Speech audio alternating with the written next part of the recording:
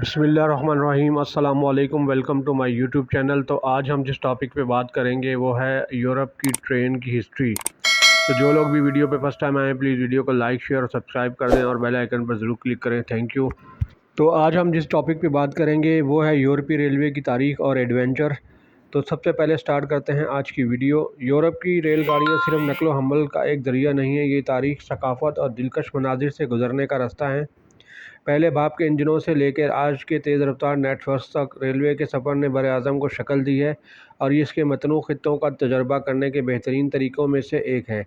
The Dawn of یورپی rail travel, جو کہ 19ویں صدی کے اوائل میں شروع ہوا، یورپ میں ریل روڈز کی پیدائش صنعت کاری کی وجہ سے ہوئی، جس میں برطانیہ اس کی قیادت کر رہا تھا۔ پہلی ریلوے اسٹاکٹن اور ڈارلنگٹن ریلوے 1825 بھاپ کے انجنوں کا استعمال کرنے والی دنیا کی پہلی عوامی ریلوے تھی۔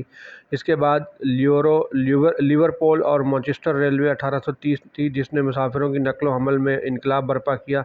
یورپ میں ریل کی توسیع برطانیہ سے متاثر ہو کر ریل لائن تیزی سے پھیل گئی۔ فرانس کی پہلی ریلوے سینٹ اسٹیٹن سے لیون 1832 نے کوئلے کی نقل و حمل پر توجہ دی۔ جرمنی کی پہلی ریل نیورمبرگ، جو کہ 1835 نے اپنے نیٹ ورک کی تیزی سے توسیع کا آغاز کیا۔ بیلجیم، نیدرلینڈ اور آسٹریا نے جلد ہی ایک دوسرے سے منسلک ریل نیٹ ورک بنایا۔ ریلوے کا سنہری دور 19ویں کے آخر میں اور 20ویں صدی کی شروعات ہوئی۔ 19ویں صدی کے اواخر میں پرتعیش ٹرین کے سفر اور انجینئرنگ کے پرجوش منصوبوں کے ساتھ ریلوے میں تیزی دیکھنے میں آئی۔ بین الاقوامی سفر کا عروج، اورینٹ ایکسپریس 1883 نے پیرس کو استنبول سے جوڑا، جس سے گلیمر اور سازش کا دور آیا۔ نورڈ ایکسپریس 1896 نے فرانس، جرمنی، روس اور اسکانڈینیویا کو جوڑ کر فرسٹ کلاس سفر کی پیشکش کی۔ انجینئرنگ کے کمالات، گوتھرڈ ٹنل، جو کہ 1882 میں سوئٹزرلینڈ نے ٹرینوں کو کولیپس پار کرنے کی اجازت دی۔ سیمرنگ ریلوے، آسٹریا 1854 قدیم ترین پہاڑی ریلوے میں سے ایک، یونیسکو کی سائٹ بن گئی۔ فرانس سائبیرین ریلوے 1891 سے 1916 سے، اگرچہ زیادہ تر روس میں ہوتا ہے، یورپ کو بحر الکاہل سے جوڑتا ہے۔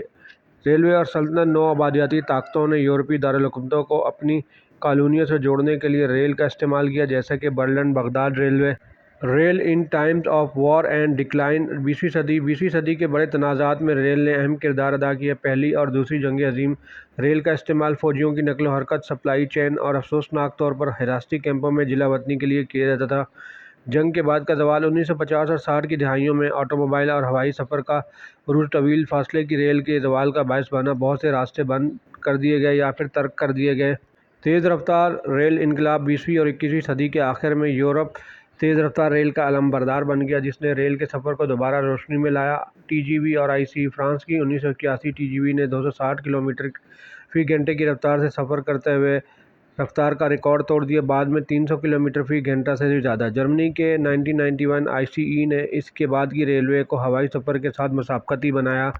Euro star and D channel, 1994 channel tunnel نے برطانیہ کو فرانس سے جوڑا، جس سے براہ راست لندن پیرس سفر ممکن ہوا۔ جدید توسیع، اسپین کا اے وی ای نیٹ ورک، یورپ میں سب سے تیزی سے ترقی کرنے والا نیٹ ورک، اٹلی کا فریسکیو روم، میلان اور اس سے آگے کو جوڑتا ہے۔ تیز رفتار ٹرینیں اب زیادہ تر یورپی دارالحکومت کو جوڑتی ہیں۔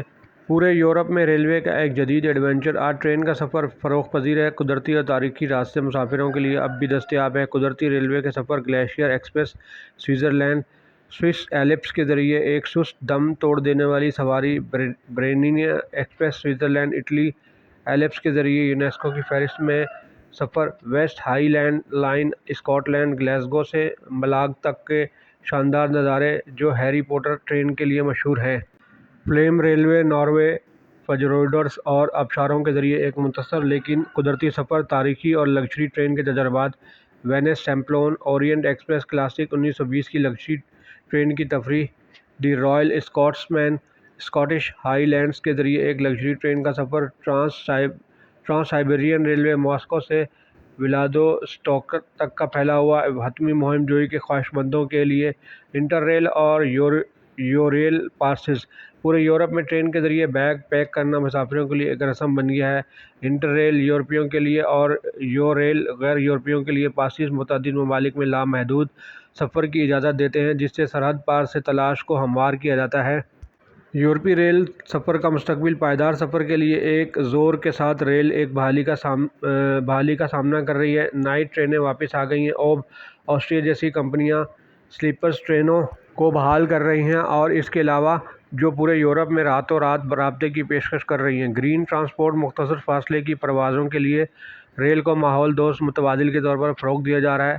ہائپر لوپ اور میگلو ٹرینیں ابھی تجرباتی طور پر یورپ مقناطیسی لیٹوشن میگلیو اور ہائپر لوپ تصورات کے ساتھ اگلی نسل کے ساتھ ریل کے سفر پر غور کر رہا ہے۔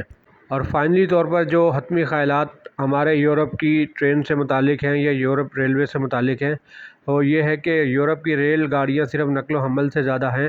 وہ براعظم کے صنعتی عروج، جنگوں اور جدید بحالی کی کہانی سناتے ہیں، چاہے وہ تاریخی بھاپ سے چلنے والے انجن پر سفر کر رہا ہو یا تیز رفتار ٹرین پر دیہی علاقوں میں زوم کرنا ہو۔ یورپ میں ریلوے کی مہم جوئی تخیل کو اپنی گرفت میں لے رہی ہے۔ تو ویڈیو آپ کو کیسے لگی؟ پلیز ویڈیو کو شیئر کریں اور کامنٹ سیکشن میں رائے کا اظہار کریں اور